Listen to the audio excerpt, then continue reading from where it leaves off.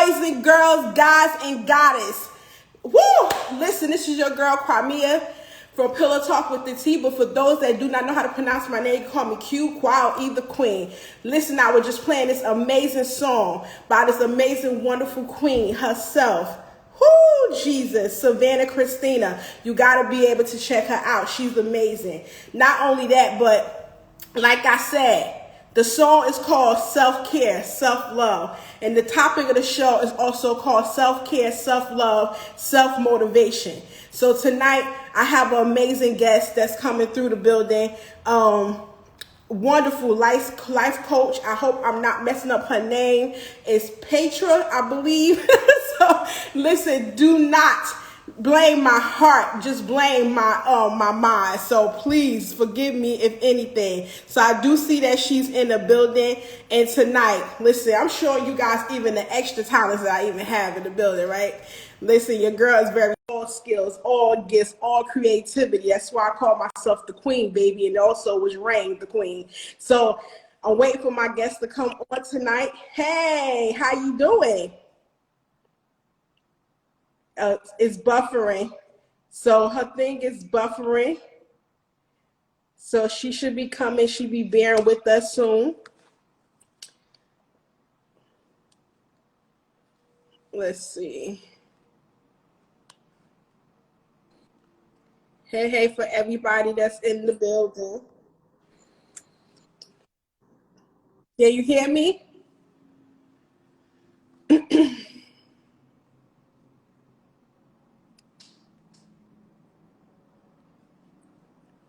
So she's going to come right back in, you guys. Tonight, listen, please engage. Please put your questions if you have any questions. Please, if you have any type of, you know, feelings about the self-love, self-care, self-motivation, please, you know, comment, put your questions, engage. Listen, this is as much more as your platform as it is mine. This is a no judgment zone. This is a free zone where you could be able to be yourself, be you, be who you are. Please forgive me with my bell ringing, because people know that tonight is my show and I don't know why they're ringing my bell. So whoever that is, guess what's going to happen? They're going to have their asses standing right the fuck outside. So guess, listen, you don't play with me and I don't play with you. So if I don't send for you, don't come. So other than that, just waiting for my guest to come back on. I guess her network is a little down right now, so I'm just waiting for her to come. Let's see. Okay, let's see. I'm gonna invite her on, see what's going on. And how's everybody night? Yes, sis. You here for the shits, right? You here for the shits. Oh.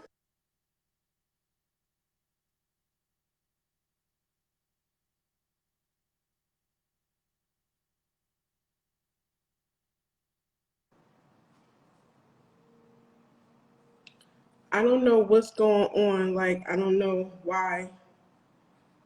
I guess her network is down right now at the moment. So listen, how you guys doing on this amazing Thursday evening? I hope everybody is doing well. I hope everybody is doing fine. I hope everybody is safe and sound. And guess what? That you're healthy, right? So I'm just waiting for her to come on. And then she's coming on. Anybody want to jump on with me and say hello? Tell me what self-love, self-care, self-motivation is to you, and why is it so important to you, and why we should do it as human beings on this planet, right? So I'm just waiting for her. But if anybody want to jump on, let's go. Jump on with me. So until my guests come on, I'm not sure why and what's going on with her service. Hey, everybody in the building. Everybody in the building. Hi, boo. Hey, baby. How are you today? I'm doing good. How you? I'm good. I'm good. That's I that's made it through another day. Oh Lord. So tell me, what is the importance of self-care, self-love, and self-motivation to you? Well, I think that a lot of times in life, um, we don't understand the laws of attraction. Mm-mm. And they are very important because a lot of us want things in this life that we'll never have Mm-hmm. if we don't know how to love ourselves, if we don't know how to care for ourselves, if we don't know how to motivate ourselves. You are what you attract. If Absolutely. if you ain't shit, you gonna attract ain't shit situations. Come on. If you are worth a damn, then you're gonna attract things that are worth a damn. So we have to take the time out to love ourselves, care for ourselves, meditate, think about the things that you want, visualize, create vision boards, do all of these things so Mm-hmm. that you can just live a life that's full of abundance, so that you can Absolutely. have the things that you want, because you won't have those things having negative thoughts, letting imposter syndrome rule you, Mm-hmm. having wounded bird syndrome and feeling like you have to fix everybody else before you worry about yourself. True. All of those things are going to tear you down. That's true. That is absolutely true. So I listen. I definitely agree, and not only that, but I feel like the self care of just a person should be the most important thing to a human being to do. It should be the number one quality, essential thing that you should be able to actually take care of yourself. Because I feel like the physical, the mental, the spirit is very important, and for you to elevate yourself, for you to just transition and just get yourself in that right state of mind and place and body. Because Mm-hmm. listen, when I work out with my body, it feels amazing. It really does. When I feel like if I read, when I feel like even me just doing my therapy sessions with my therapist, it feels amazing because I feel like Mm-hmm. I'm gaining something that's a switch. I can't even talk tonight. That's substantial to the fact of so much that we as people should definitely end up receiving and having. But listen, if you want to stay on, you can stay on. Listen, because you know you my son, so I choose you in the Hey, building. Absolutely. So let me see. She did, but I'm not sure where she at. let me fix this phone so I cannot have to hold it.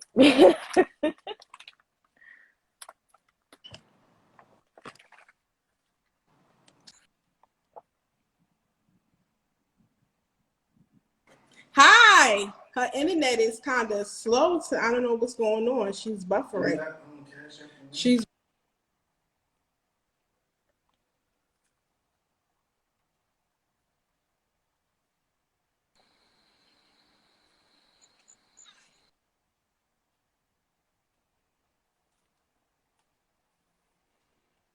Should definitely end up.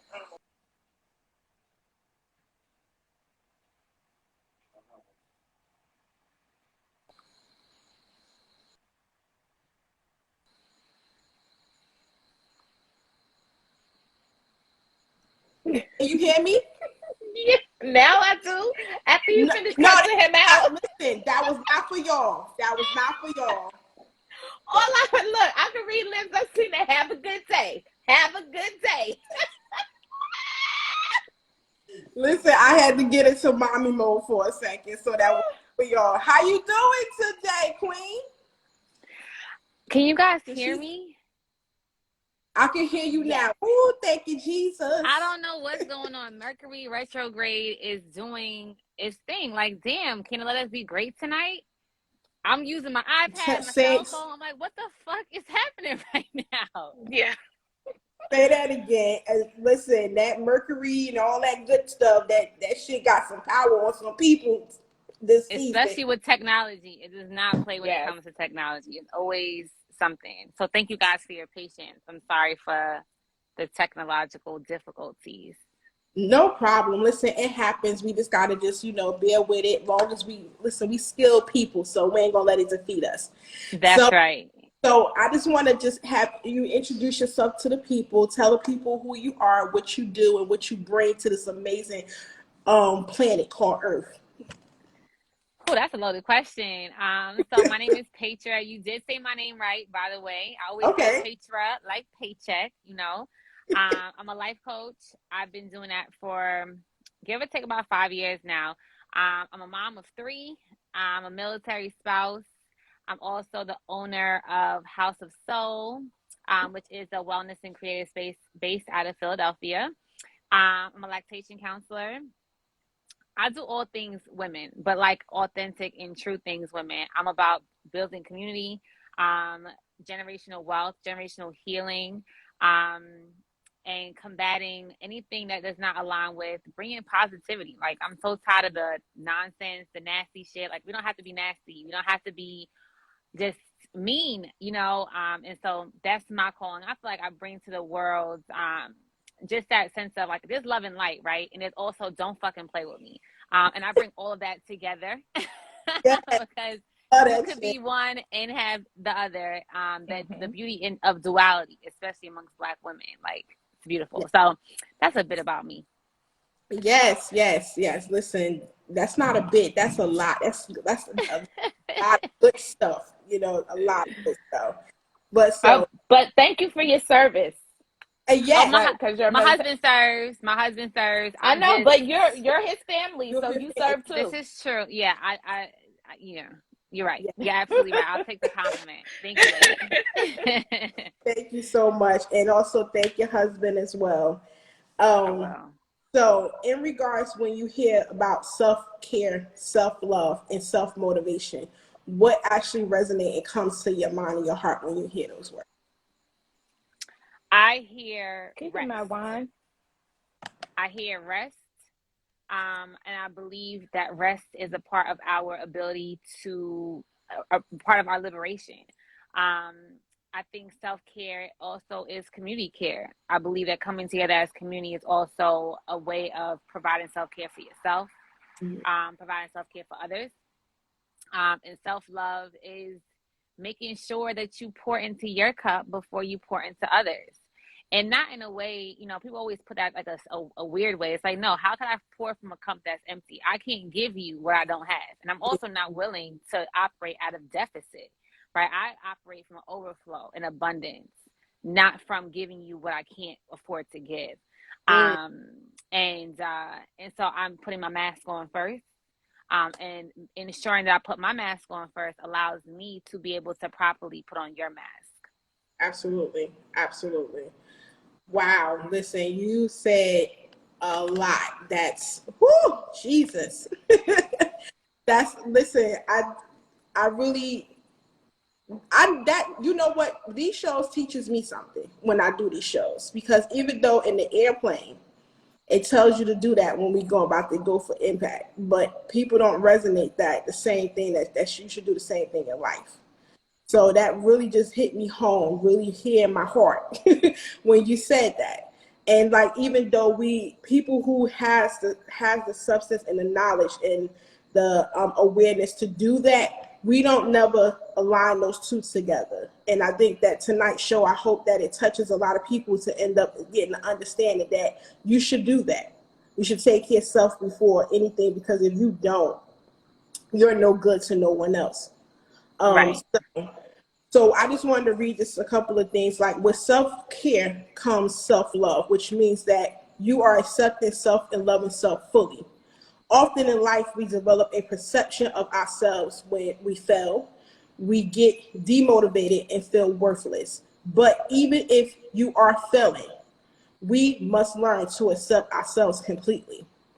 Because I feel like as people, we could be our worst freaking fucking critic. Yeah. And so I feel like when you do, I feel like if and whenever you do fail at life, or not life, but at something you're trying to do, I feel like long as you try, that's the most important goal. That's the thing. Now, I feel like don't give up because it didn't work the first time. I feel like you should do it again. The difference is you doing it the second time is the fact is you know what you don't need to do or what you should do differently, compared to I'm not going to do it because I failed the first time, so I'm not going to do it at all.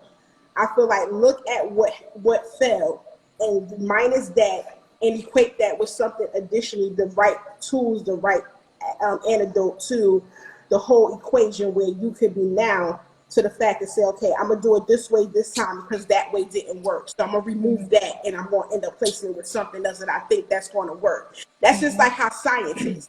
If scientists would have stopped on their first try, do you realize that we would have had so many shit that we wouldn't have had in the world? You know what I'm saying? Yeah. I don't think a lot of people really like equal that to just life itself. So what motivation can you give people that feel like if they do try the first time, oh, I'm not going to try it again. I'm a, that, you know, feel like they feel defeated or stuff demotivated. You know, there's something also that comes with failing. And I don't like to use the word failing because I believe that it's always a lesson, right? So if you do something, it doesn't play out how you want it or how you saw, but you now have better tools. You have more information. There's something that you have been able to gain in this process, right? And so whatever we gain is always going to equip us to be able to move forward in whatever we choose to do, with more knowledge, with more equipment, with more tools in our toolbox to be able to navigate effectively, right? And there's nothing worse than thinking to yourself or thinking back to yourself like, damn, yo, I tried it. I didn't do well with it, or the challenge I thought was what I thought was going to happen didn't happen, and I'm never going to try it again, because you're going to continue to think to yourself, well, what if I did this differently? What if I had done this differently? What if I made this adjustment? And who knows what's going to happen? You know, you don't ever lose in life. I feel it's always a lesson. There's always something that you have gained. It may not have been what you wanted to gain, right? But you are gaining, even if it's the ability to pivot, even if it's the ability to adjust, even if it's you realizing you try something and you realize halfway through it that shit, I didn't want to do this shit to begin with. I don't really like this. I'm not really enjoying it. And then you're like, oh, okay, well, we don't even have to continue. I think sometimes we get really hooked up on what the goal is, not recognizing that the goal is not the most important part. It's about what's the process to that goal. What does that journey look like? How does that journey feel? If it doesn't look good, if it doesn't feel good, what the fuck am I even doing? Yeah. Yep. You know what I mean? I feel in my life, my biggest disappointments that I've experienced have brought me the most clarity, and it has brought me the most joy, because once I realized and I recalibrated and I reset, what I was able to accomplish was way better than I thought said thing was going to be. And that sometimes it's hard because it looks different from what we expected. It doesn't look and feel how we thought it was going to look and feel, but it ends up being so much more of a greater accomplishment, and it's taking us closer to where we're actually destined to be. And that's a blessing. Absolutely. Absolutely. Yeah, and to piggyback on what she said, because that word, I really love that word, is pivot. And I think a lot of times in our lives, we think of things as a failure, but then you also conversely have to look at it like, I know there's, you know, if at first you don't succeed, try again. But also the definition of insanity is doing something the same over and over and over again with the expectation of a different result. So if you are continuing on to do something and you're trying and you're putting your all into it and it doesn't work, we can't be afraid then to make ourselves pliable and to pivot and to explore other situations in life that might bring us even more happiness than that thing that we had our mind set on. Because if you want to hear God laugh, tell him what you got planned. Exactly. You can't always, things are not always going to pan out or work out the way that you plan them in every goal that you had set for yourself. But you have to have that level of, you have to have that ability to pivot and to reinvent yourself when things just don't go your way. Instead of thinking of it as a defeat, think of it as an opportunity to, you know, take another path. Absolutely. There's a lot of discovery. I think we discover a lot about ourselves, a lot about what we think we want or think we need. And there's the exploration that's so important. Like exploring is part of the biggest things that or one of the most joys we have in life, because you realize, wow, a lot of what we do is conditioning. A lot of what we do is out of habit. We've been conditioned to do, and the things that we've always done. And so when it's time to change and pivot that, it's now, how do I feel about these things? How do I feel doing these things? Do I even like it? If I don't, then I can make a change, you know. And there's so many things that we sit down and realize that no matter what comes up or what happens or what transpires, we're always walking out on the other end more equipped and better. Yeah, absolutely. And so it's so rare that you end up saying that the things that we do is conditioned, because we got a question in here from G_love side saying, is it possible to break generational curses? Yeah. Absolutely. Yeah.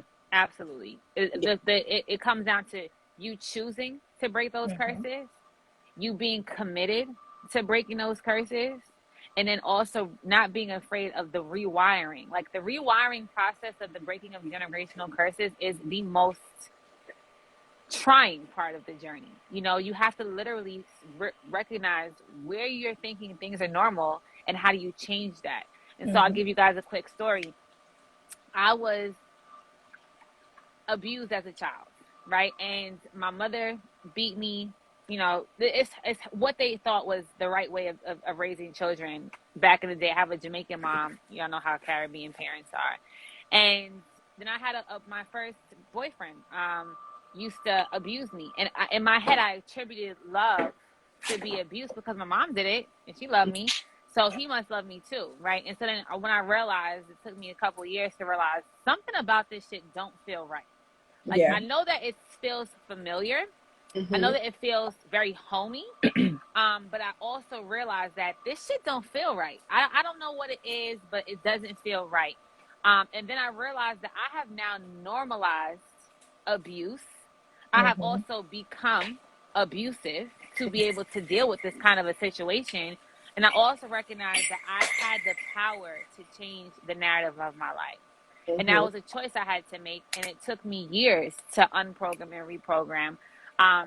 But when you walk out on the other side, and although it feels very difficult in the moment, because it is, you look back on it and wow, what an amazing feeling to know that something that was detrimental stopped with you and you healed your entire lineage forward and backward. Yeah. Yeah. I don't even like to call them generational curses. I like to call them generational cycles. Because I feel like the word curses, and I have used the phrase before, but I just feel like the word curses put something on there that takes some of the accountability out. And it makes you feel like you're spiraling in something that you cannot control ever. Yeah. If we call it cycles, if we call them generational cycles, then we are better able to take the reins on what our situation is. And we are better able to understand what caused us to be here. Because there are so many cycles in my family that I broke just simply by deciding at a very early age that I was going to do the opposite of what I was seeing. And from so many things, like my ideas about abundance and what I want in my life, to how I operate in my marriage, it was all me learning from my family basically what not to do. And we have the power to do that if we don't call it a curse. Because if you think about it, when somebody curses you in like voodoo, or I know you don't like Halloween, but if somebody curses you, they go to the witch doctor and they put this thing on you, and you don't have any way to break it because somebody else has put it on you. But if it's a cycle, you can recognize the cycle, and you can come at it from a space of accountability and being logical, and decide what steps you need to take to break out of it. And you have to put in the work. That's the only way that happens. Yes. And it's so crazy that you say that, because I was just thinking that as you guys both was talking, and to even just the breaking that, it's a practice. It's something you have to do regularly every day. It has to be the regular day and notion of what you're going to do. You got to brush your teeth, wash your face, do this and do that. So just the same thing, after you do those things, the other things, essential things, you have to do a part of your life, because it's a practice. So we say, don't they usually bury a chicken bone in it? Okay. All that. But that's true. It is, a lot of it is muscle memory, and it's something that you have to do every day. Like when I first started meditating, people like anxiety runs in my family. Mm-hmm. And it's not necessarily because of, I mean, of course, science says it's genetics, but it's also our environment, because my family is 5 generations of New Yorkers, 5 generations of Brooklynites. And so all of us developed anxiety at some point. So for me, the biggest hurdle for me to get over was breaking this anxiety and the anxiousness. And so I started practicing meditation. And in the beginning, people said, you have to quiet your mind. You have to quiet your mind. And I'm thinking, what the fuck does that mean? Like, you have to have thoughts. You're going to be thinking.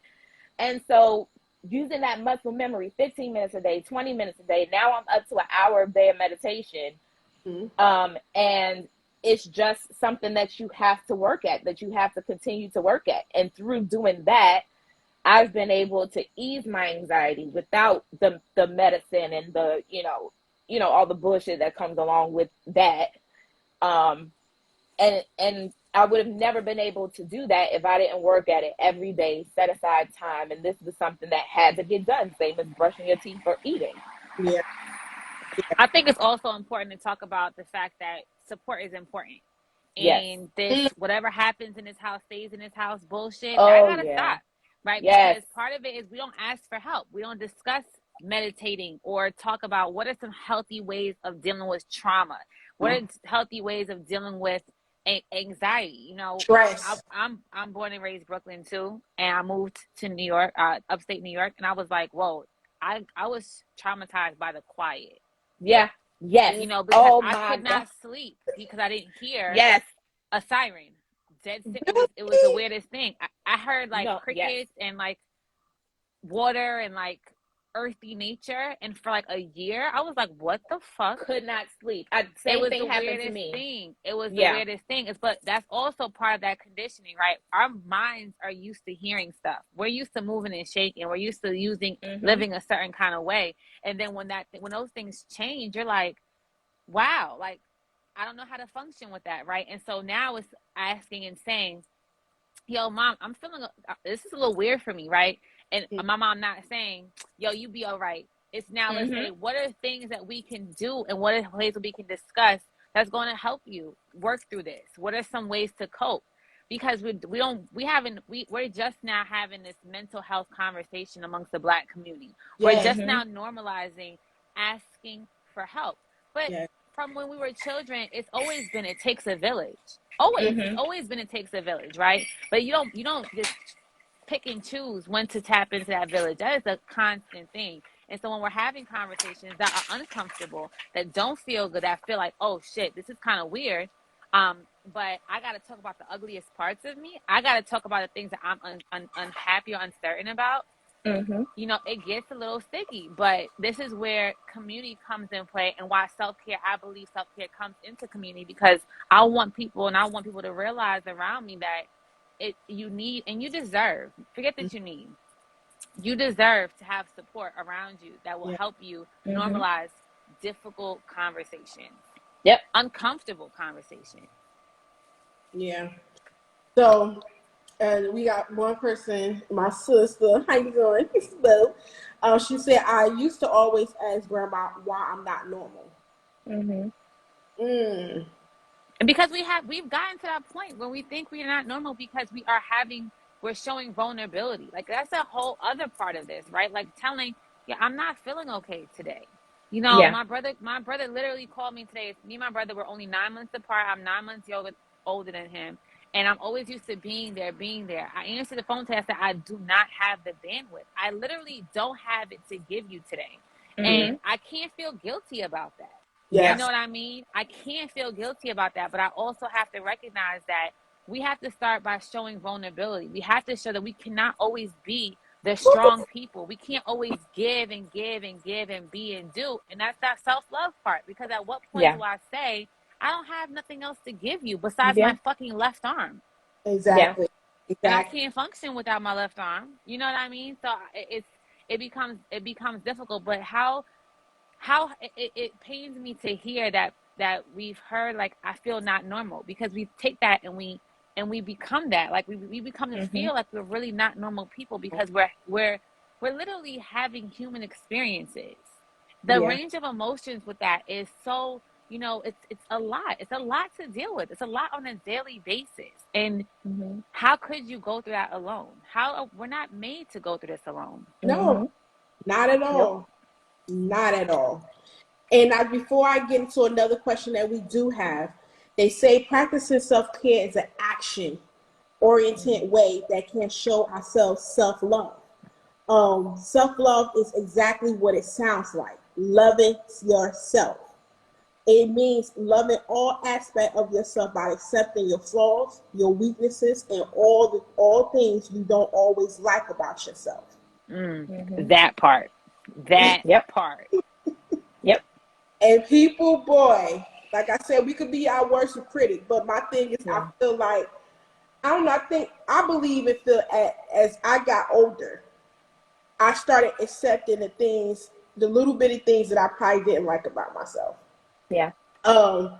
I end up making it now something I didn't like. I now look at it as a beauty, as something like, oh my God, that shit, that's different. Ain't nobody else got that shit. Only me, like a unique beauty, just only mine.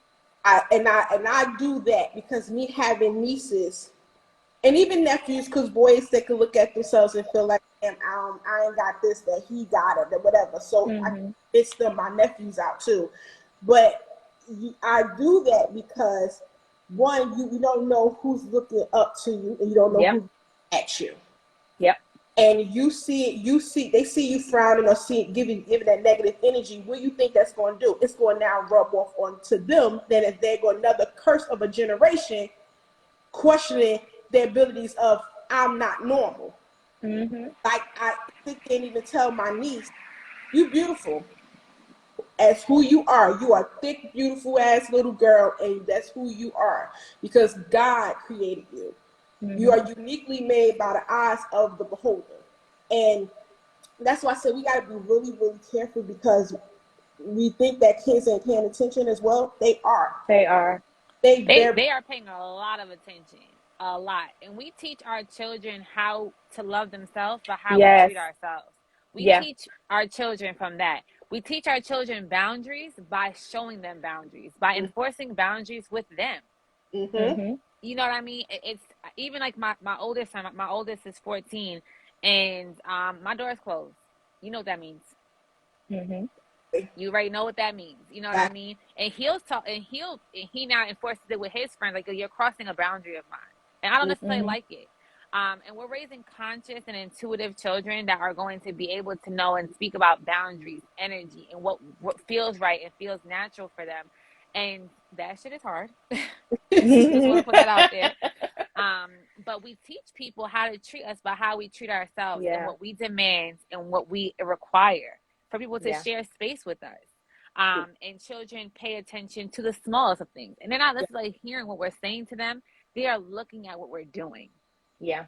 I can 100% attest to that, because it was weird. Growing up, people have heard me say before, even on my platform, that growing up, I was always, your skin is beautiful, your hair is beautiful, your eyes are big and beautiful, don't let anybody make you feel like shit.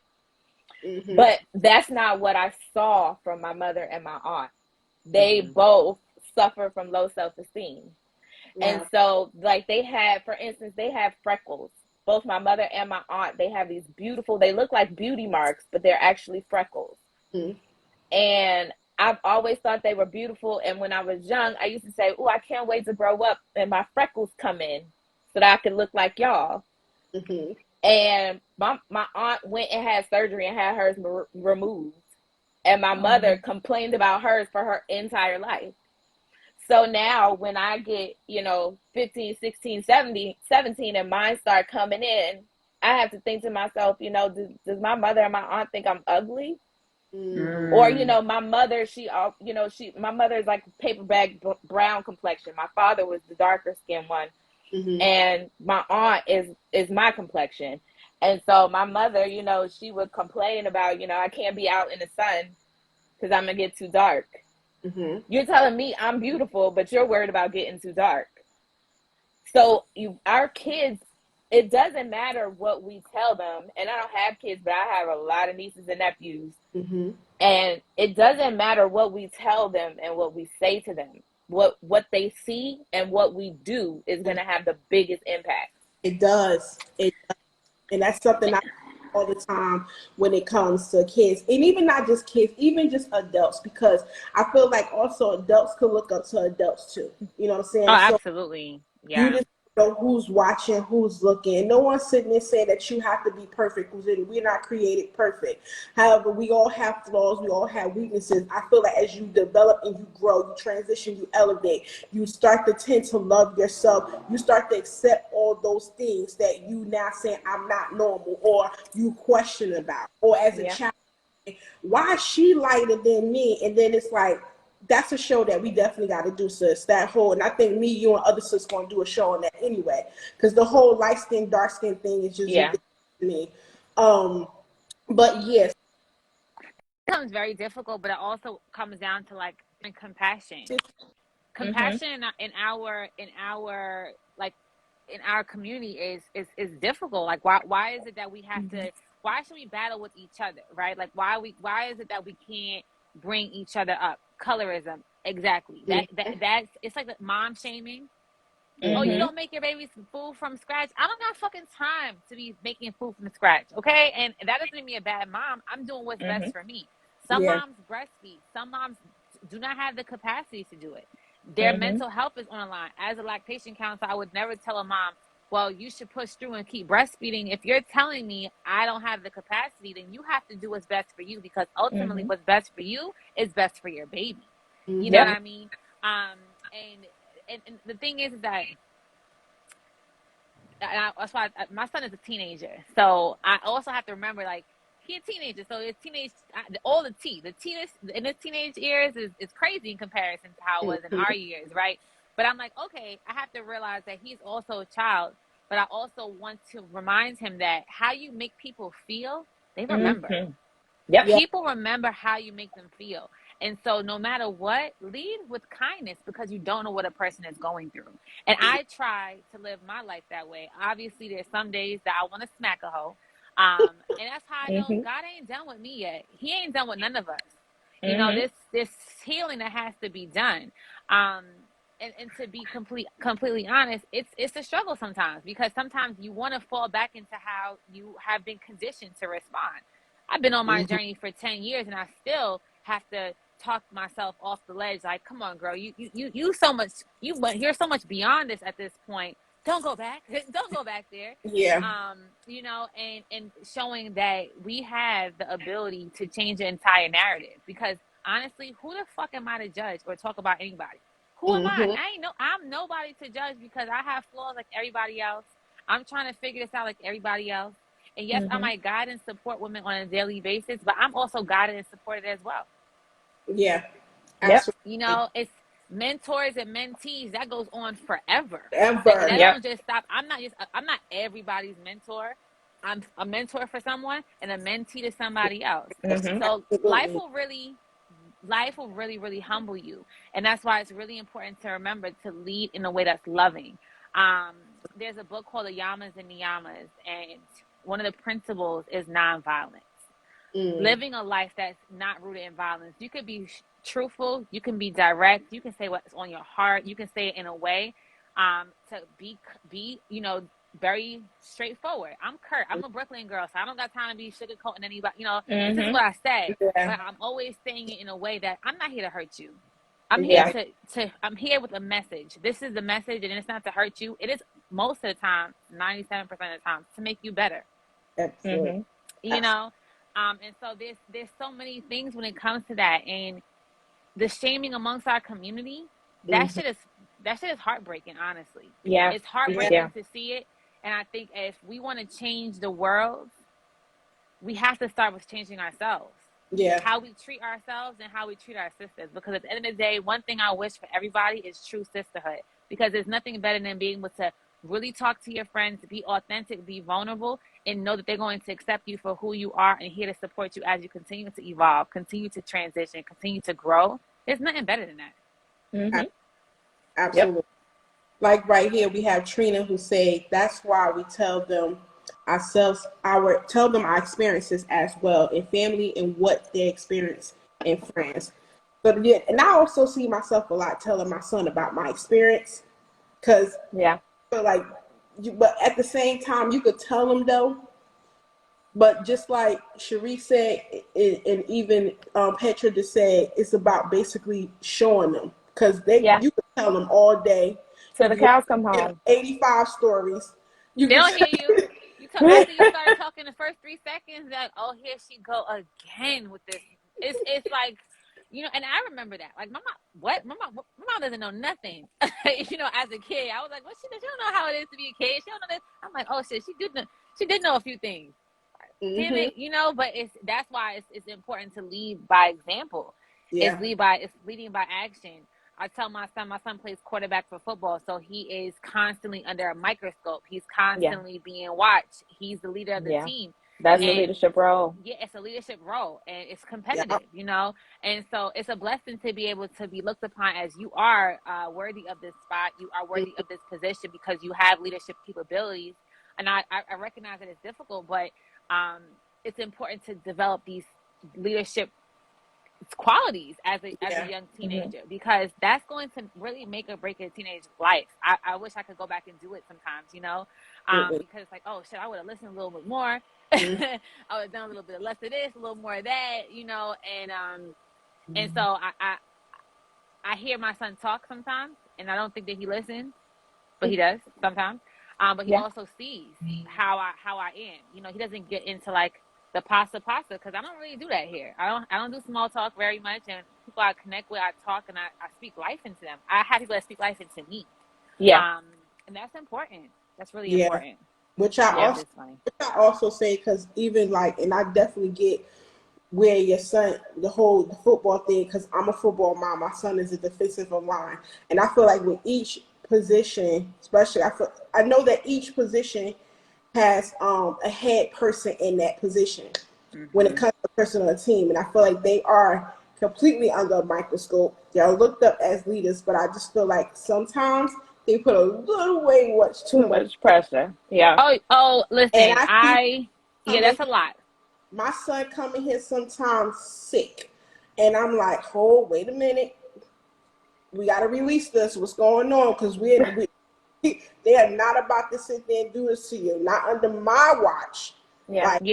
No, it's painful. I've been doing this football mom thing for my son since he's been 6. He started at 6. And this year is his first high school year. And he had a breakdown. I mean, he was in school for 3 days, and they brought him into the office, and he's like, "Listen, you're a quarterback, and let's be very clear and very transparent here. He's a black quarterback. There's like 3 of them in the NFL."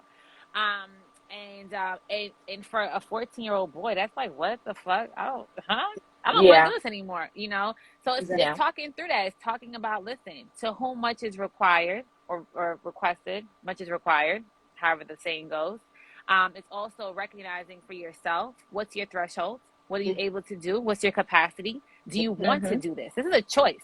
You don't have to be a football player. And that's what I tell them all the time. It is a choice. You choose this. It doesn't choose you. Yeah. Because it only gets worse when they're in college because he's in college now. So the tension, the strain gets even more worse. And I always tell him, like, hey, whenever you're ready to stop, let me know. Okay, it saves us time. It saves us money. It saves us. Right. Because I told him, like, I'm not forcing you. Remember, you at 3 years old told me that this is what you want to do. So now you at 20 in college. Whenever you ready, I'm ready. Like to pull it. Yeah. Because you know how much money that shit is. Like for real. Man, don't please. I literally the game today was supposed to start at 5:30. Didn't start until 6:15. My son got literally sacked like 12 times, fingers busted, and I'm just like, yo. And I always tell him, no, what happened? They want to pursue this dream. Yeah, they want to do this.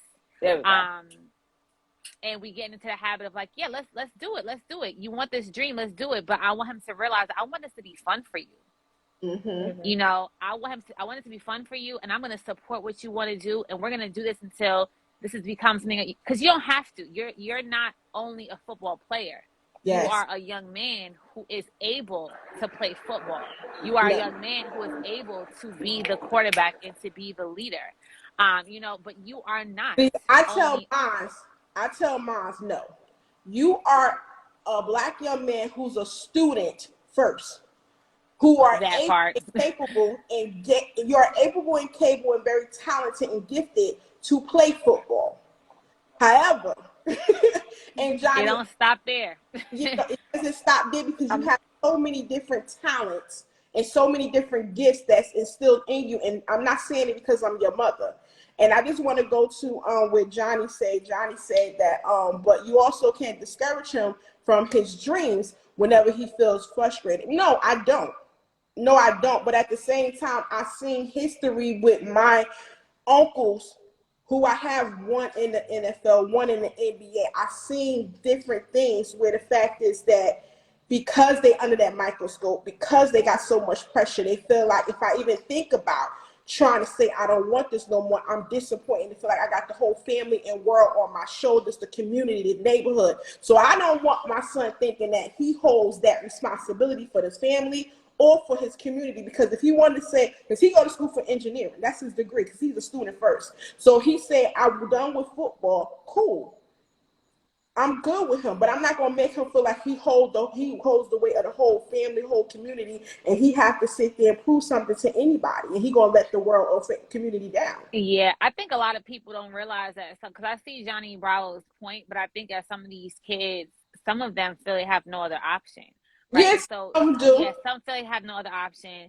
They have to get their families out the hood, and so I recognize that to be story, which is, you know, but for our boys, or for yours, or for mine, my thing is that I want him to recognize that he has options and that he gets to choose what he wants to do. He has a choice, right? So my son wants to play football. Cool. He wants to be a sports analyst. Cool. We rocking with it. But at any point that you feel like, you know what, I don't want to do this, I want it to be a choice that he makes, and he'll have to live with the consequences of that, you know.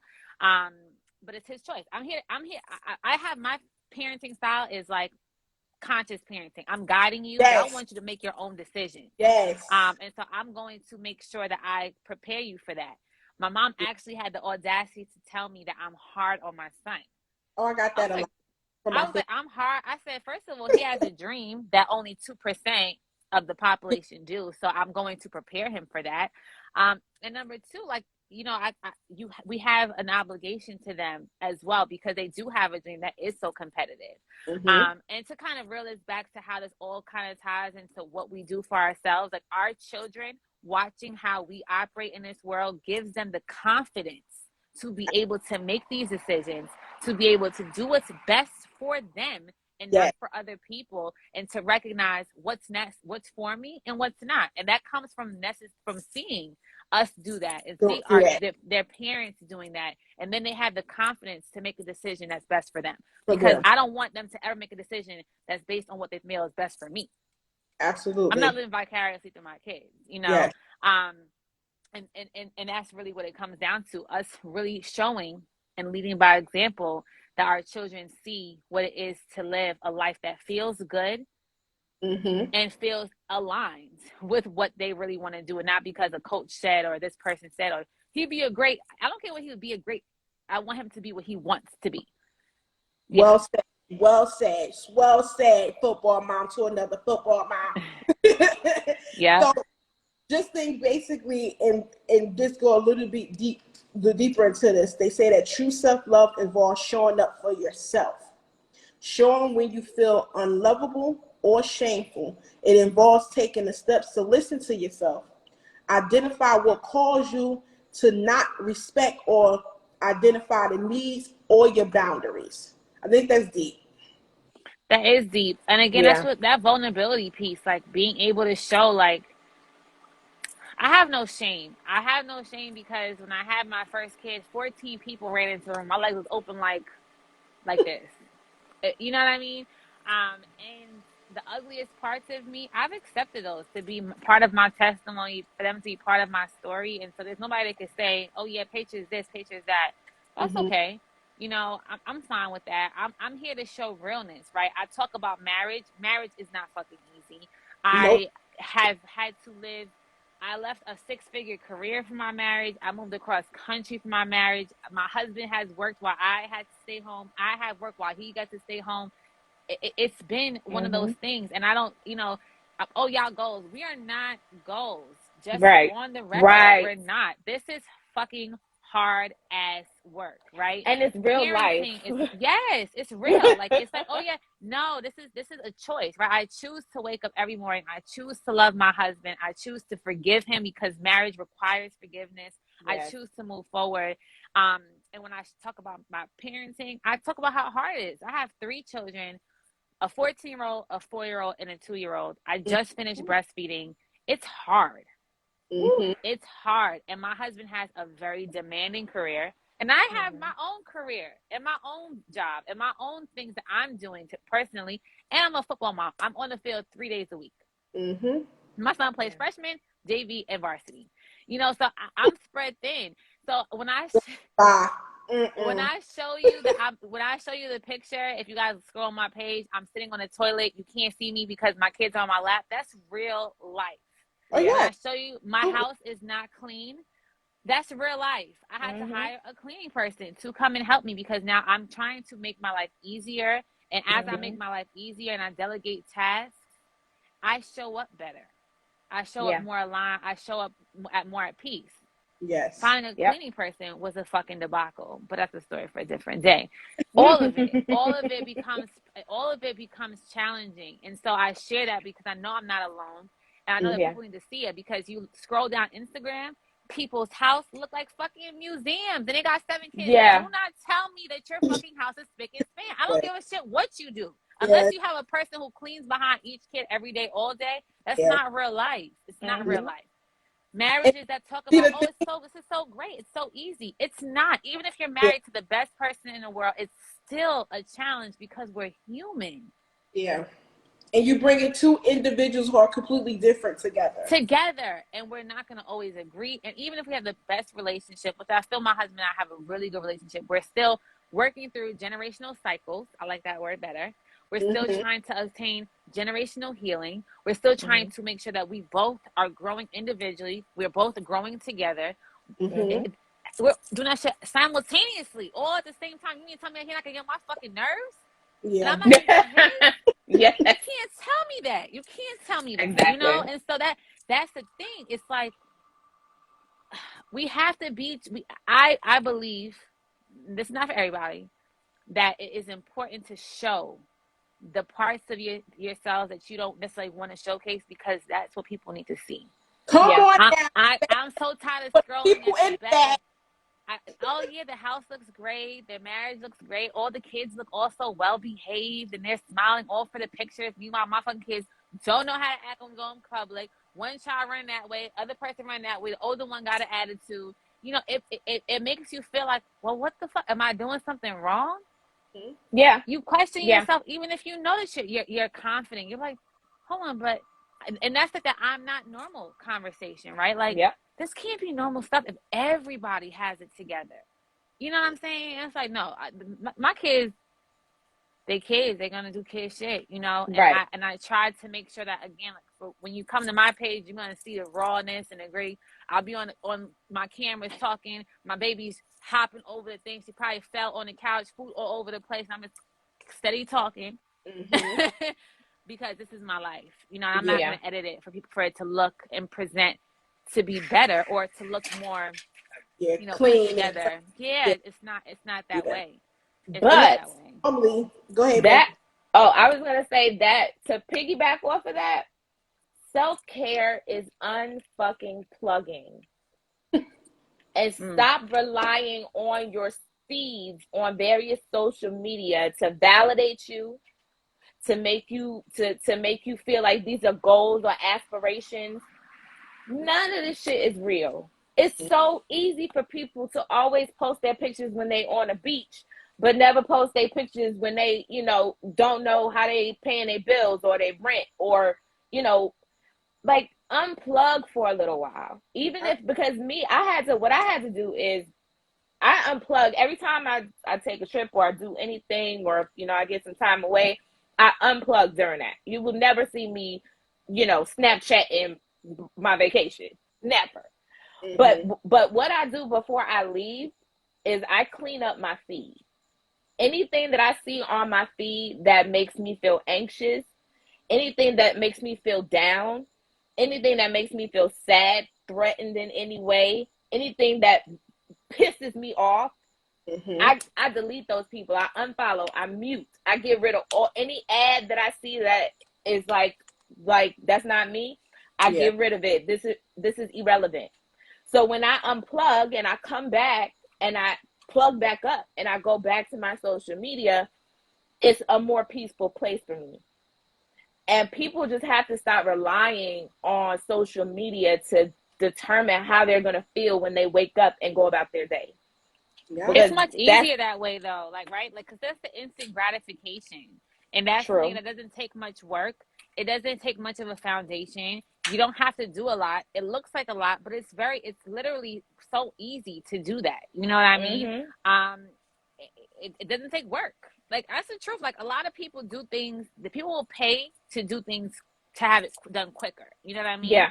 And so I think unplugging is a great idea.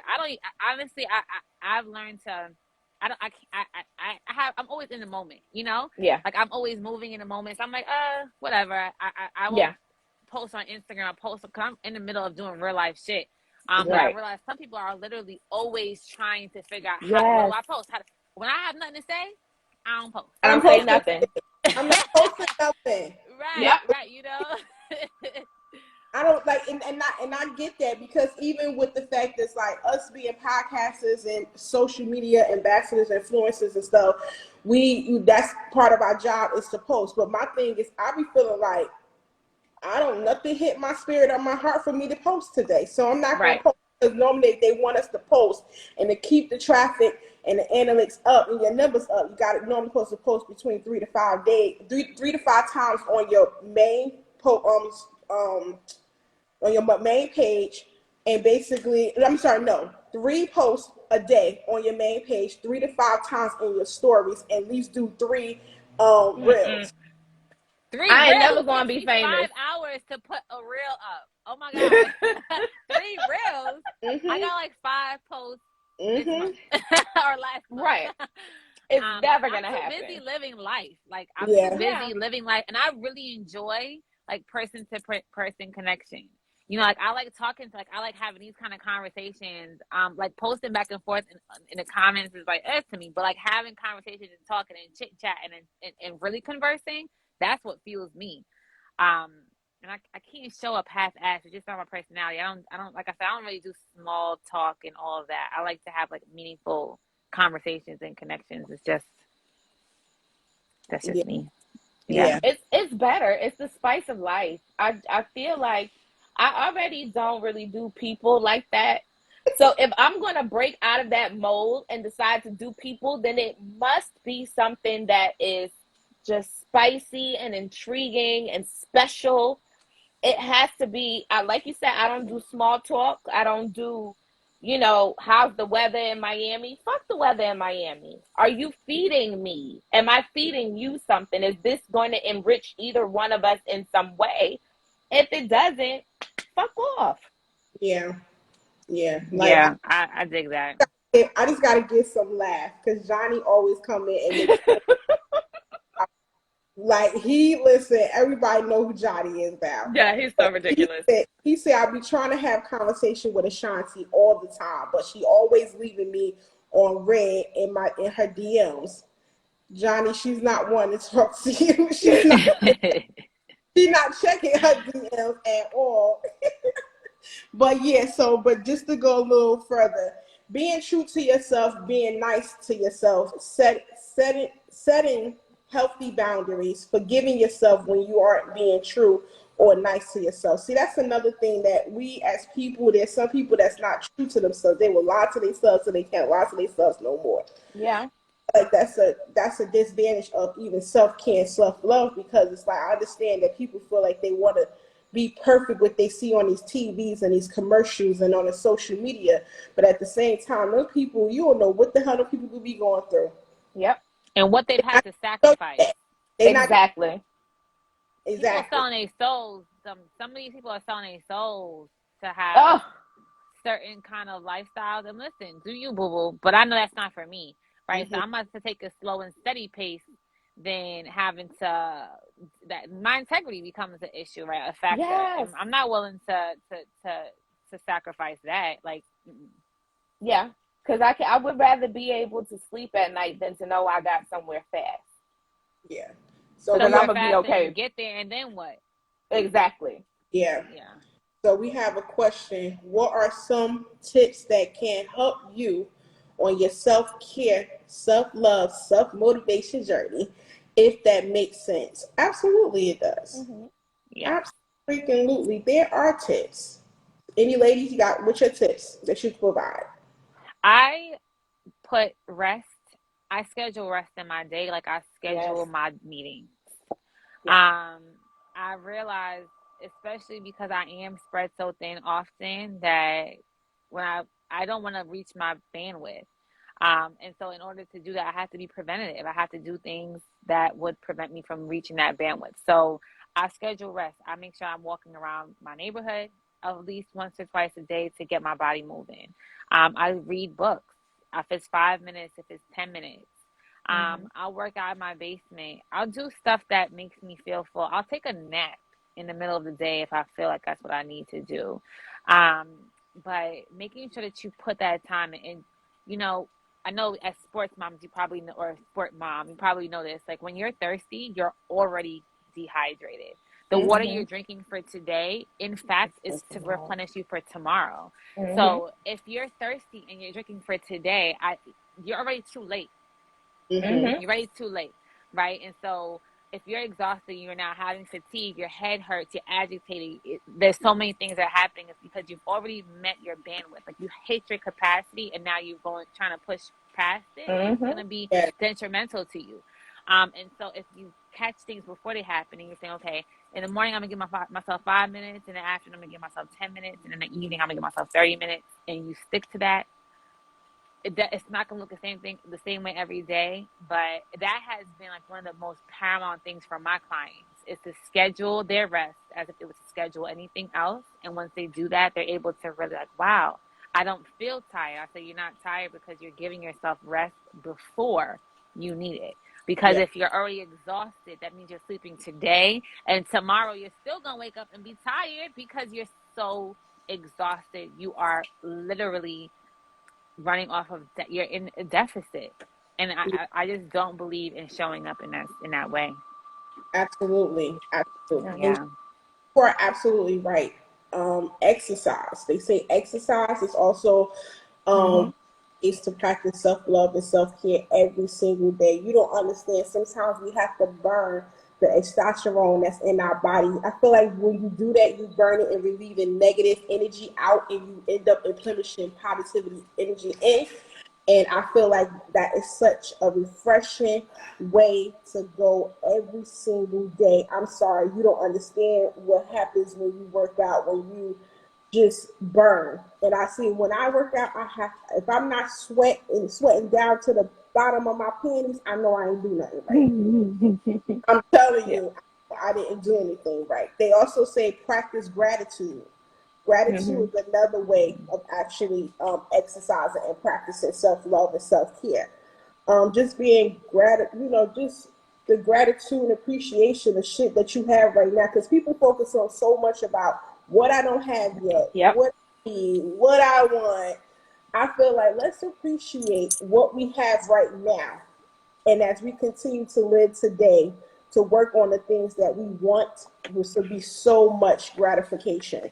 Yeah. But also speak more loving words about and towards yourself. So exactly. That was gonna be what I said is like We talk to here. yourself. Yes. You gotta talk to yourself pretty.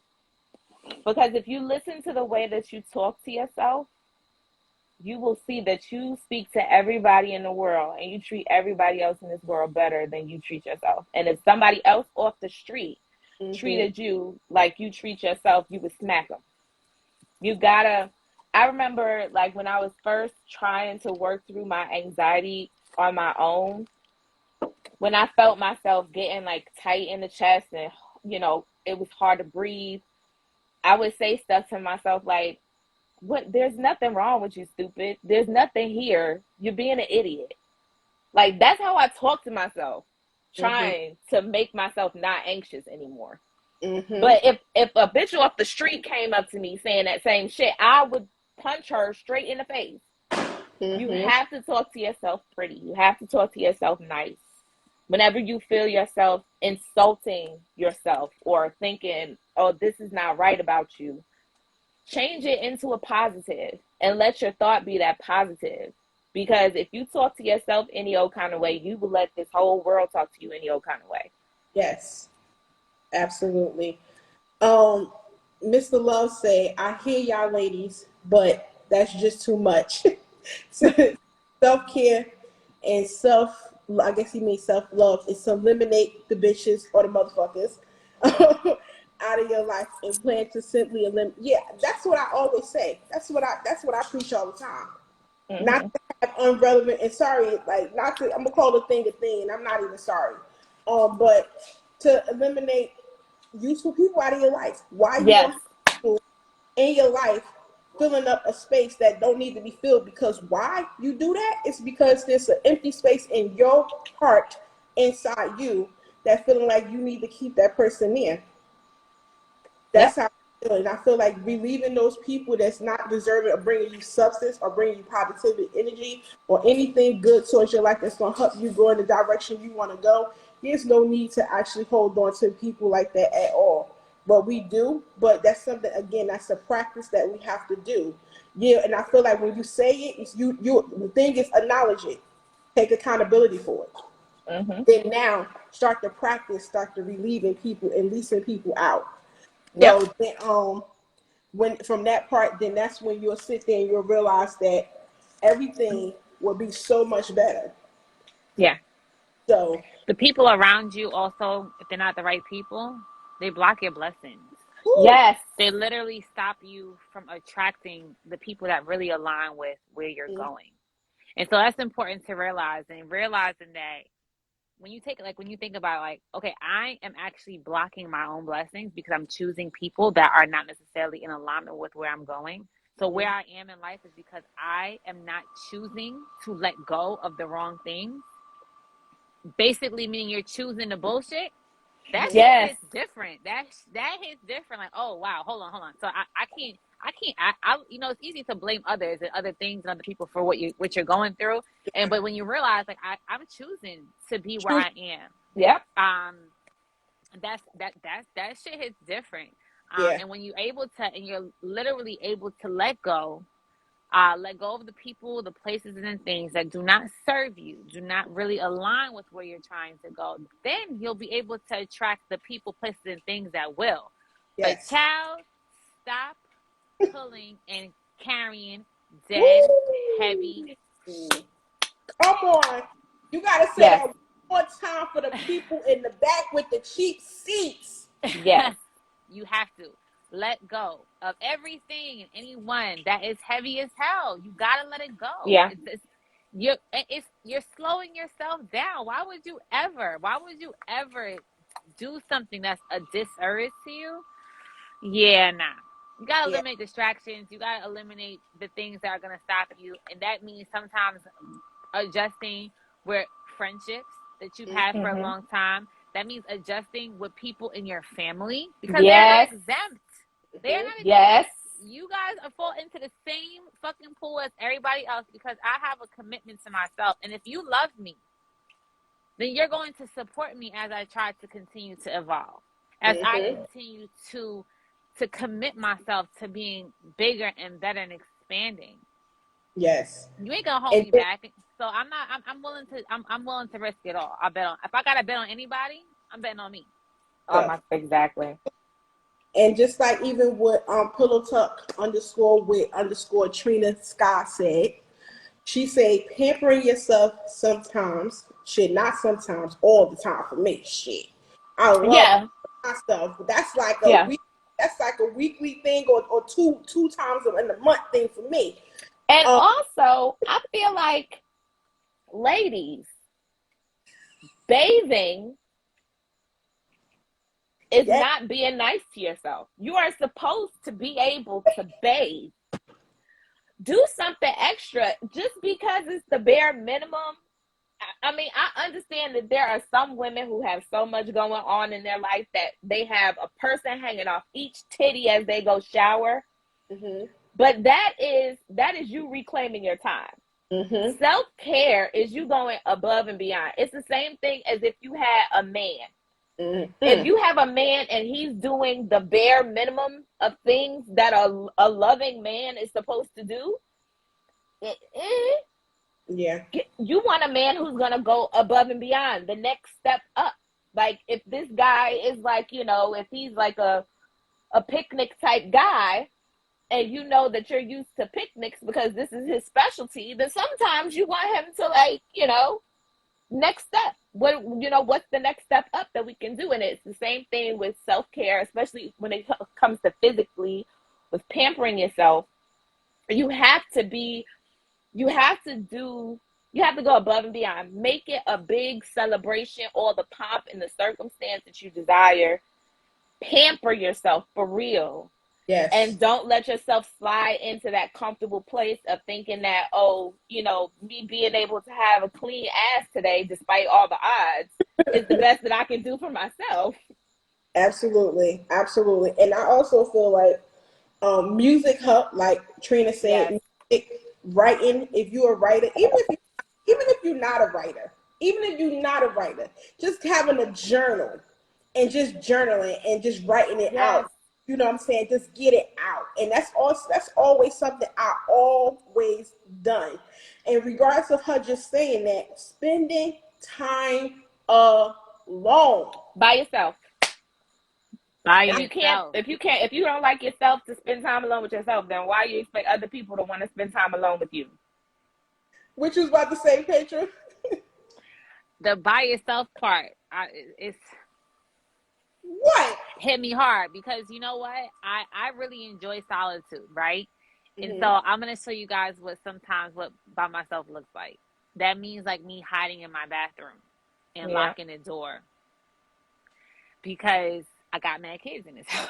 Yeah. Like, legitimately, right? But I am every part of the word introvert. Like I am introverted. I refuel my energy by being alone. And so I love to reconnect with myself. I think it's important, but I also realize that sometimes it's hard for me. So I'll find ways of like going into the bathroom. I literally was like in the middle of weaning my last child, and I remember laying out a towel and going in the bathroom, going to sleep because she would not get off my nipple. And I really felt really rested after that, imagine, and sleeping on the bathroom floor.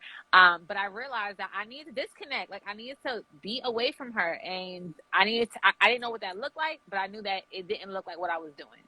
Yeah. And sitting in your car before you walk into your house, A1. That shit hits The best different. time ever. That shit hits different. You're like, oh wow, like my mom used to say, I gotta decompress. I'm like, what the fuck you decompressing from? What you did all day? You didn't do shit all day. Come in here and fix my problem. Now we know. I said, oh shit, now I get it. Yes. There's a lot to decompress from. We always get it when we become parents and shit. Yeah, it's hindsight, right? Like, oh yeah, I got 20/20 vision now. But even that, and I was even going out to eat by yourself. I'm the queen of that. Yeah, like I love going out by myself and doing things. Traveling alone, that's not for everybody, but some people love it. Do it. I oftentimes will just like, yo, I'm gonna get like a staycation in Philly for the night. That's what I need tonight, right? But I also recognize again, like it's a priority of mine to take care of myself. It's a priority of mine to make sure that I do not overwork myself because I am not hustle. I mean, hustle culture is not for me. Like rest and blessed Come books on. and rested. And I don't feel It is ashamed more my about thing. doing it either. No, I no, don't no. feel ashamed I about think it's a lot of people like working themselves to the bone. And while I don't knock those who do that, I won't operate well that way. I get cranky when I'm tired. I get cranky when I'm hangry. So why would I even do that to y'all? I'm not gonna do that to y'all. I'm gonna make sure that I show up as my best self. And that's because I'm gonna be able to give you my best when I'm taking the best care of myself. And I encourage all women, all moms to do that and not to feel guilty, especially mom guilt. We get guilty. We feel guilty for taking care of ourselves because we play the role of caretaker in our household. So because everybody else is being taken care of by us, it's like, oh shit, no. We have to do it for ourselves. I literally was talking to my husband today, and he was like, "You're kind of aggy." Yeah, I'm aggy. I'm fucking tired. I'm tired today. I had to rearrange my whole schedule because there's hand, foot, and mouth at the daycare. Little one had to stay home. I'm aggravated, and I'm going to tell you that I'm aggravated, because I am. Yeah. Not going to sugarcoat that. Let's have this conversation. And now he's like, okay, so what can I do to help? And that's the great thing about partnership, right? Forget marriage, but partnership, true partnership is figuring out how do we help each other out so that way I can help you show up as your best self. And those are the kind of people that we want to have around us, not the ones that are going to let us overwork ourselves. Oh, yeah, keep pushing. I'm not telling none of my friends to keep pushing if they're fucking tired. I'm going to tell Shorty, go to sleep, take a nap. Whatever you leave, it'll be here in the morning. We'll figure it out in the morning. Yeah. They also can't do that. They also say so last two before the last one gonna be major. Woo! But before we get to the last get outdoors more. I feel like that's such an amazing thing because I feel like even at the beginning when I decided to choose a healthier life physically and mentally and spiritually for myself, me doing like the walking, hiking trails, baby, A1. Good. The best part of my life was because, being in New York, all we got is like ants and bees and roaches. I'm cool with those three like normal bugs. Then I moved to Atlanta and it was just like the fucking wild kingdom. And so I was in the house. Like I did not go outside in Atlanta from March to the end of October. I didn't go outside in Atlanta. And then I moved out here to Seattle, and it's back to like the New York shit where it's like normal bugs that people have seen before, except for the fucking murder hornets, but we're not going to get into that. And so those 2 times in my life, New York and Seattle, were the best, are the best times of my life because I can go outside and I can breathe and I can be comfortable and the air is pleasant and the summer's not too hot, winter's not too cold. They have 4 seasons, and this is just like I don't know if it's because I'm approaching a new decade in my life and I'm just like feeling all like I'm adjusting my crown or what, but I've just been feeling it being outside. A lot of people think because of Seattle is gray and gloomy. I've been getting all the vitamin D. Like I've been getting all the fucking vitamin D that I can handle. And it's like I feel different. Like everything that was ailing me, everything that I thought was wrong with me when I lived in the South is now like not even an issue. It's not even on my radar. Vitamin D is important though. I think we don't realize how much that affects our mood. How much it affects it really, you'll start to think you're a little bit depressed if you have vitamin D deficiency. And as in the women or people in the Black community, we oftentimes are vitamin D deficient. And so it's a lot. It's a lot, and we don't realize it. We don't know. Then we have doctors that also don't know, which is another story for a different day. I'm not going to go down that rabbit hole either. There's so many parts of it, but sunlight is important. Yeah, and then a lot of times with a lot of these health issues, Black people think it don't apply to us, like skin cancer and vitamins. Shit. Yeah, okay. Yeah, that'd be the shit, but it's also that misinformation, right? Like not having the information needed to be able to really know what you're talking about. Having trusted professionals in our areas, in our neighborhoods, and then it also that's that there's there's microaggressions even in the healthcare Oh field. yes. Okay. Oh yes. The foundation is it becomes frustrating. There's a lot of frustrating parts of it. And you know, here we are. Absolutely. Absolutely. So the major and the least, but not last, because there's many more ways that you could Hold on one second. There is no way that you're here.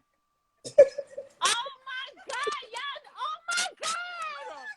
Oh my God! Welcome to listen, y'all. Real life. Right. I'm sorry, y'all. One of my best Real life. friends just surprised me.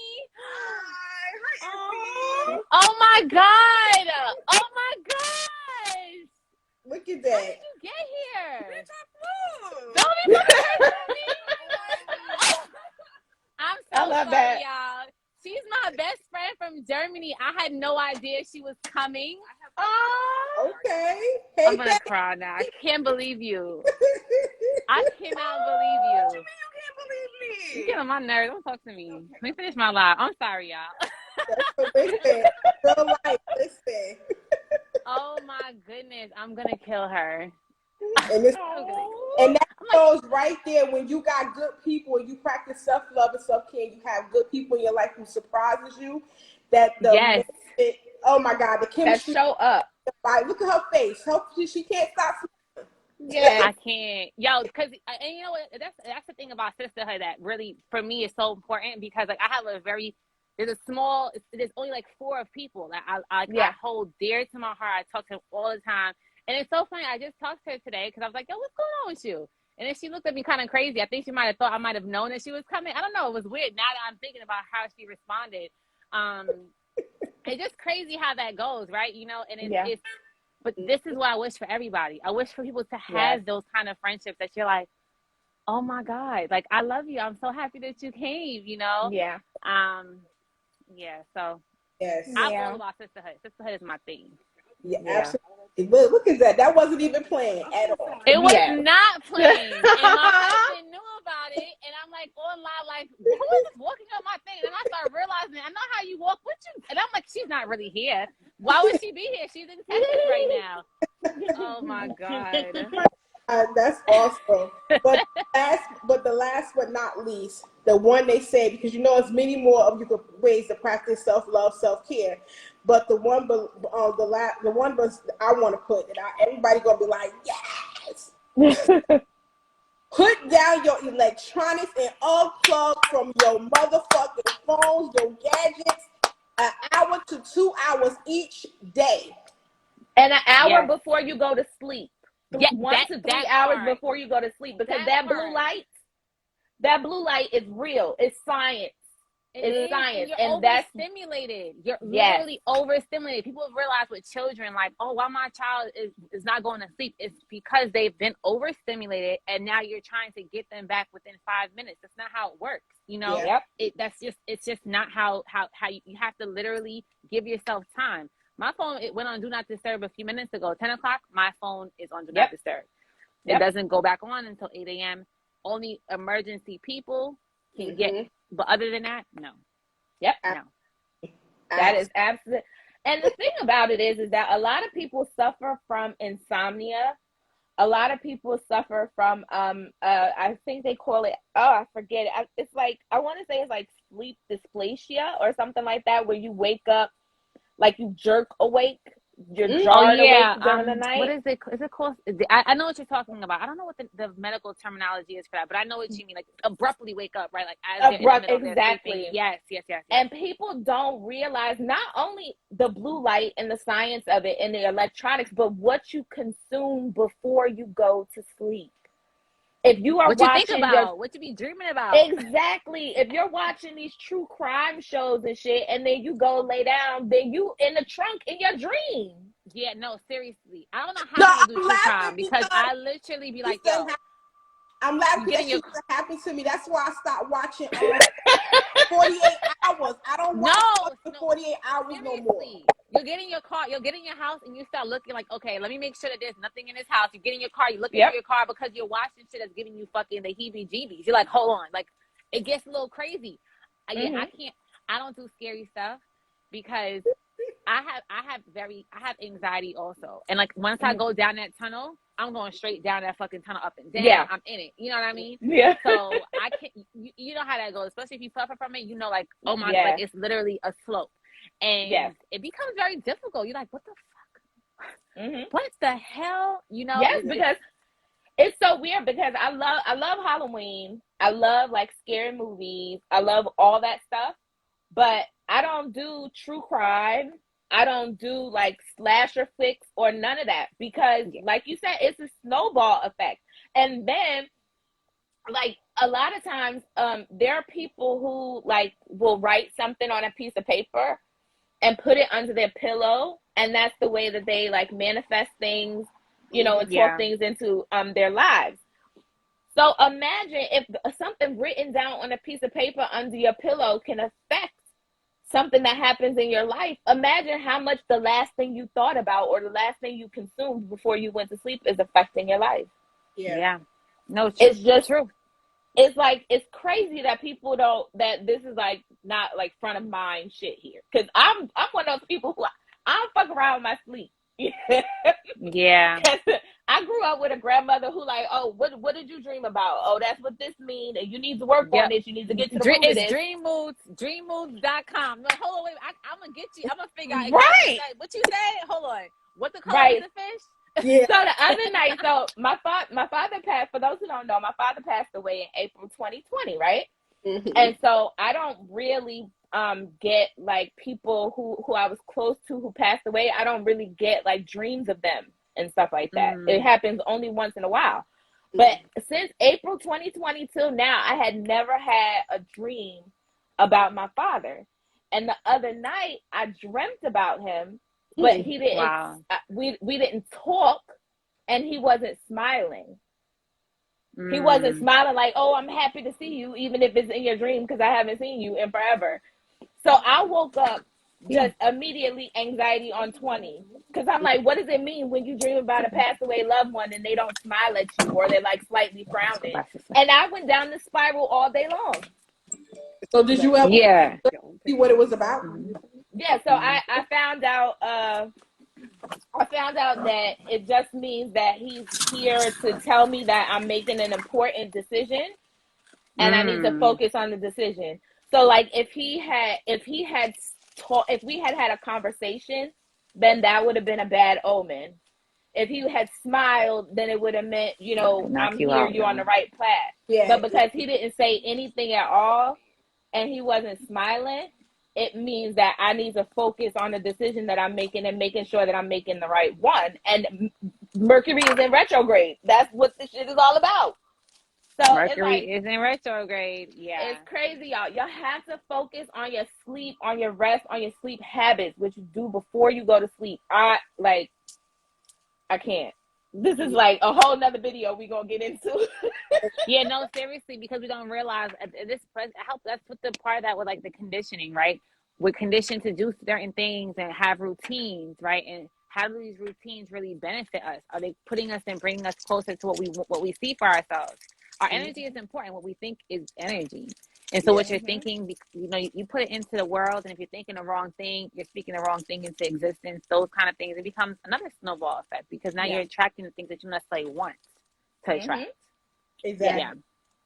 Exactly. And Trina Scott said, I was pissed off one day.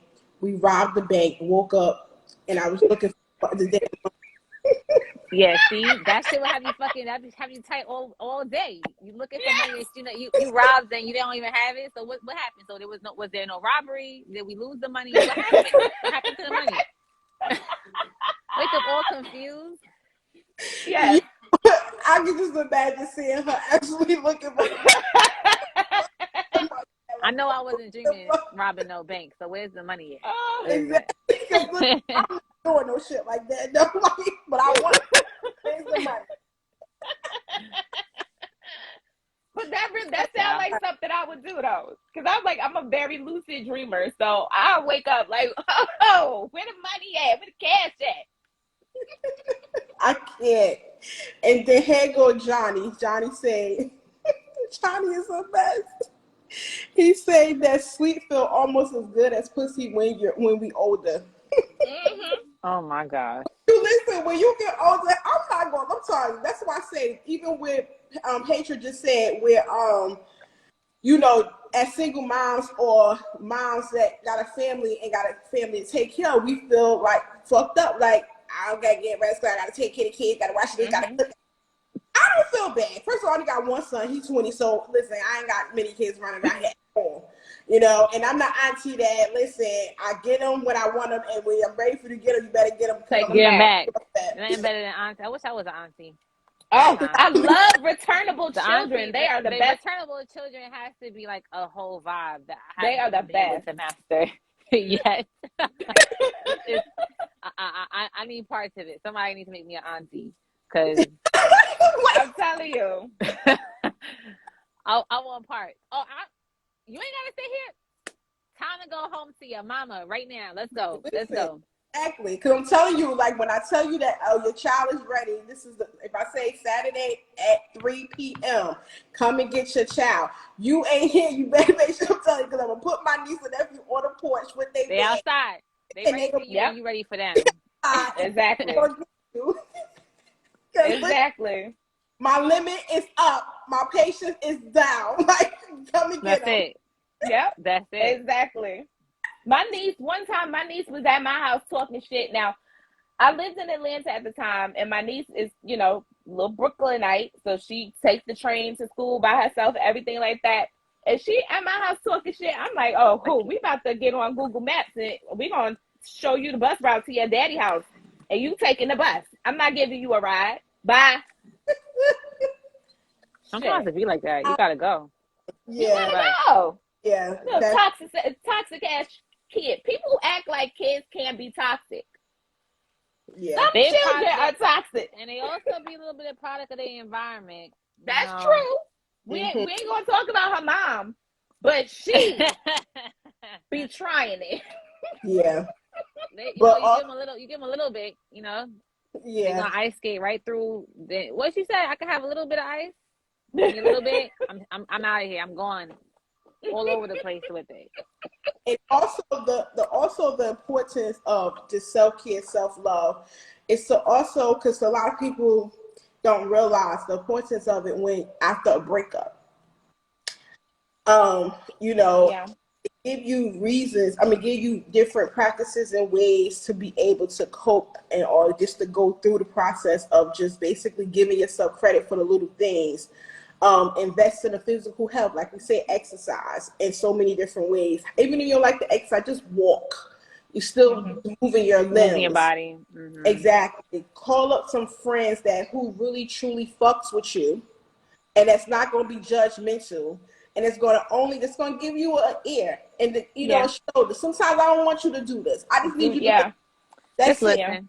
Yeah. That's hang out with people in positivity environments and areas, because that also helps you in regards of just coping through self-love and self-care, especially after a breakup and also a divorce. You know what I'm saying? Yeah. So, and then also release any judgment that you may have, Yes. And take the time. You have when there's a breakup, there's time necessary that needs to be spent with yourself. And you don't just not overlook that time and try to get into something else. We do that a lot, and those be rebounds. Rebound relationships are not knowing how to cope properly, and so you don't really sit and heal, just bounce. That's not effective, and it's not healthy, and it doesn't allow you the space to continue to grow. Like, there's so many things that may have happened during this situation, and you have to assess, how did you handle things? What was your part of it? Because it's always two parts to a breakup, and what are things that you could be doing better on? And then so also important. We're scared with we're scared with being alone sometimes too. Like, let's be frank. You exactly. Thoughts. You gotta sit there. You gotta be like, oh shit, this is uncomfortable. So I did something. It's like, You know, there's ways that I could do better, but you learn yourself more. You know, if you walk out of a relationship that you've been in for 20 years, imagine having to really sit down and figure out who you are again. So don't be afraid to be alone. Yeah. Yes. Absolutely. Don't. Please don't. And also it goes back to they say, writing it out, write it out. It just helps. Read books about I wouldn't even say I don't know, but you tell me, Patron, if this is correct. They say read books about breakups. No, I don't agree, I but don't I'm know. I don't laughing. know. Yeah. I mean, what book you got to read about a breakup? It's a breakup. Right. You know, like, do you want to It keep, it's like happens. stabbing or cutting a scar. You know, you got to stab, you keep picking at it. I don't believe in that. I think maybe maybe in a reverse way of reading books that would be uplifting, right? Books that are going to allow you to see the beauty in yourself, because you have to relearn yourself. It's probably going to also be a relearning process. I couldn't imagine reading a breakup book as I'm breaking up. It just doesn't I sound think that's helpful. just adding insult to But I'm injury. like, really? Like, why would I want to do that? I wouldn't give it. Yeah, no, I wouldn't do that. That's a little weird. But there are books that will help you figure out what you could, what you could learn from this breakup. There are questions that can allow you to really think about ways that this relationship has been impactful for your life, because all relationships have taught you something. Yeah. And so we could discuss that, and there's ways to kind of find ways to still celebrate, right? Because it's hard things with loss. And sometimes it's shit. Well, I ain't get caught with no baby. They're celebrating to be done. Like, shit, at least I don't have no, like, I don't have this, or I don't have that, or I don't have a permanent connection to this person. That's something to celebrate. Right. Especially Exactly. when you like, oh shit. So there's so many different Gratitude. parts of it. Gratitude. Leading with Yeah. gratitude. Uh, There we go. I'm not bound to this person. I've dodged a bullet. I was very thankful for my last breakup, although I wasn't really happy about it. A couple years later, I was like, damn, yo. And when I hear things about him, I'm like, yo, I'm so happy that I've dodged a bullet. It's the best decision I ever made. It was one of the hardest decisions I've made. But like, every time you'll get confirmation that's like, that was the right thing to do. That was the right thing to do. And yes, it's always their loss. Like, but that doesn't change that it's going to be hurtful. It could be their loss and it's still hurtful. Exactly. But just finding ways to realize how it's impacted you, and how you're going to use these tools again, these newfound tools that we navigate difficulty, and figure out how we're going to make it easier for ourselves and better the next time around. Yeah. And also forgiving yourself. You have to forgive yourself for the stupid shit that you think you did, for where things went wrong, for allowing yourself to be misused. If you were misused in any way, you have to forgive yourself, because if you don't forgive yourself, then the sins of this person that you just broke up with will befall the next person that you get with. Right. And you have to learn how to hold yourself accountable for the shit that went wrong, learn from it, and forgive yourself. Absolutely. Because you can only operate from what you know in each moment. Exactly.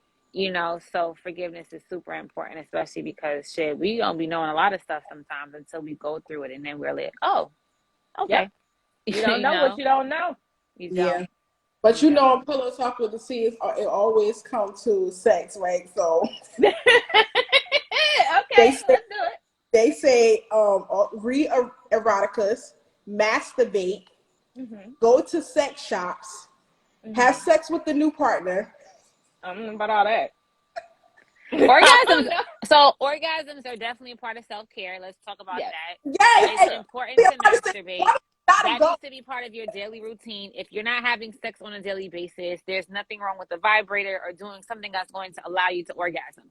Orgasmic experiences are parts of self-care. Highly recommend. 5 stars. Yeah. And also, if you don't know your vagina, you cannot expect anybody else to know it. Right. So that part, we gotta figure this out. There is no way that there's a whole a month of masturbation, ain't it? May is masturbation month. I think so. Yeah. Yeah. Like, hello, May or March. reason for that. It's because you're supposed to be masturbating. Masturbation month, masturbation day, every day. Orgasms are a part of self-care. I swear by it. There's no way that. But see, I swear by it too by just telling my fams, like, listen, ladies and gentlemen, like, touch yourself, get to know yourself. I always say that, but you know, some women are very adamant about doing it. But see, that's why they say masturbate and go to the sex shop. Absolutely. I don't trust you. I don't trust the person who does not ever masturbate. So let's talk about that really quickly, because there is a thing that a lot of women have not been taught that this is normal and natural, true. Right? So men, they jerking off. It's like a thing. I was an adult when I started to masturbate. I was not a child. And I know people that are children that are like, oh yeah, I masturbated. I told my mom that. I was like, what? You told your mom what? You 12? But that's age appropriate. Exactly. If they're masturbating at, or jerking off at about 10, it's the same thing, right? But it's about having that conversation. And there's a stigma with women, and I feel, maybe I'm wrong, that, masturbation is not as widely conversed about with young girls. Yeah. And so you become young women who are like, what the fuck is this? And some mothers even criminalize it. Like, some mothers criminalize it and make you feel like it's something dirty, or like, the thing about it, my mother, even though I was having sex simultaneously, she didn't know that, but she felt like I would rather me and you have this talk about masturbation and that's what you do than for you to be, out here having sex.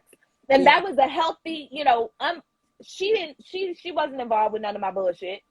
Right. So that was a very healthy attitude for her to have. And I know and see so many women that for them it was just something that was so criminalized in their household. And then I know a lady who has a brother who is like close in age, like maybe they're like a year apart, and the brother, the parents not encouraged them, but they they understood that he masturbated, and they would talk about, oh, I found another crunchy sock. But then when she brought it up as the girl, so tired of the crunchy socks, y'all. I'm really tired of all the crunchy socks in my son's room. I can't even imagine. I cannot. But they made her feel so terrible that she's traumatized into her adult life where she doesn't. That's sexual trauma. That's sexual trauma. That's we have to. That's another thing when it comes to women and talking about stuff and having these conversations and not feeling shamed. Like shaming for women starts at a very young age. It's very, very, very young age, and we have to work 10 times harder to combat that into our adult lives. Like, why was I 23 when I started to masturbate? You know how much life how much time I should have masturbated? Like, what, 23? Yeah. That's craziness, right? But it's because if I would have never dared to go to my mom and be like, Mom, so check this out.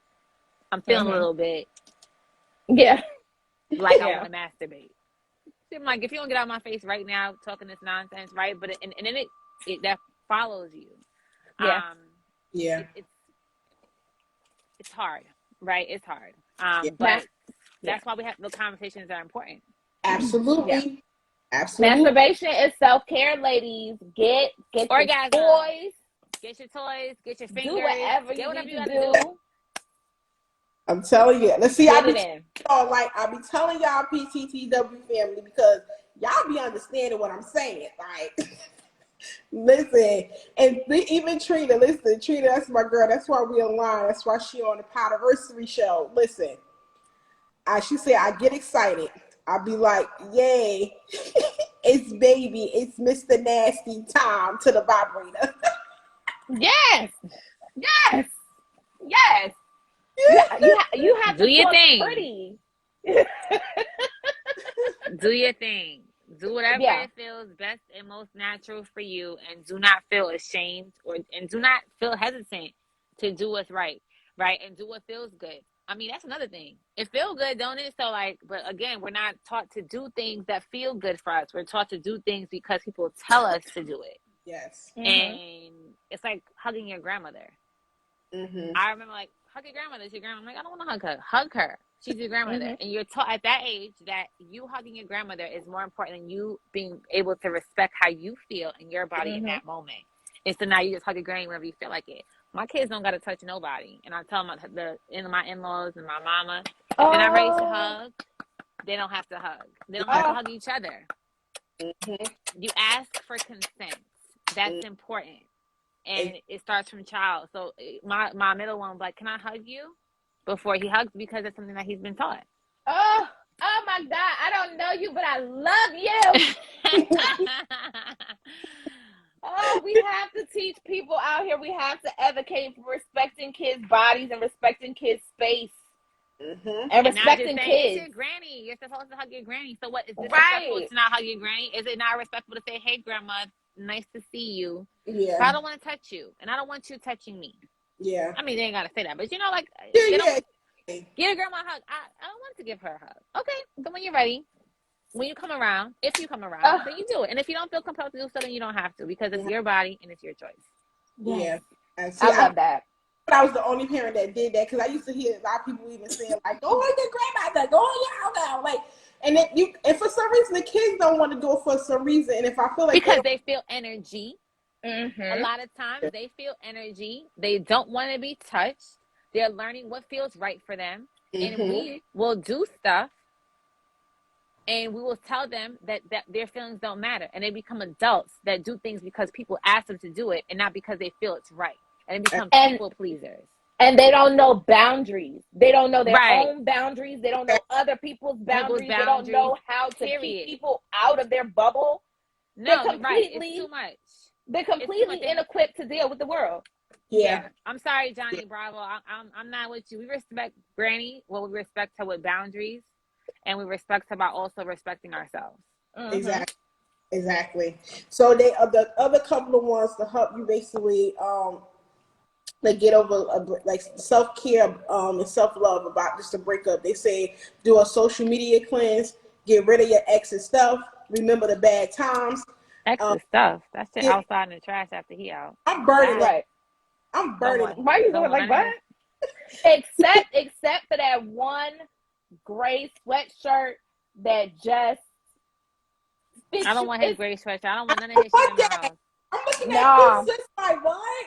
Fuck him, fuck the situation, fuck everything else he left in his house. But if that gray sweatshirt hitting, if it keep me warm on a Saturday morning while I'm drinking my coffee on my balcony, I'm keeping that shit. We're gonna get you another gray sweatshirt. Your sisters will buy you another motherfucking. Well, we will put the money together to get you another one. You will never have to wear nobody's filthy ass gray sweatshirt, because if you got rid of him, something about him is filthy, and we don't need that filthy energy in the house. Yeah, right, exactly. Because every time you let us know, I come over your house with a gray sweatshirt. Y'all would have to rip that sweatshirt out my cold dead hands. You know I'm bigger than you, so I'm putting you on the ground. I'ma sit on you, and I'm taking that bitch off, and Ty gonna hold your motherfucking arms. Yeah. No, it's cool though, because me and my husband blood in, blood out anyway. So if something happened and I did him way worse than he did me, y'all ain't gotta get over bitch. All right, so he'll be safe then.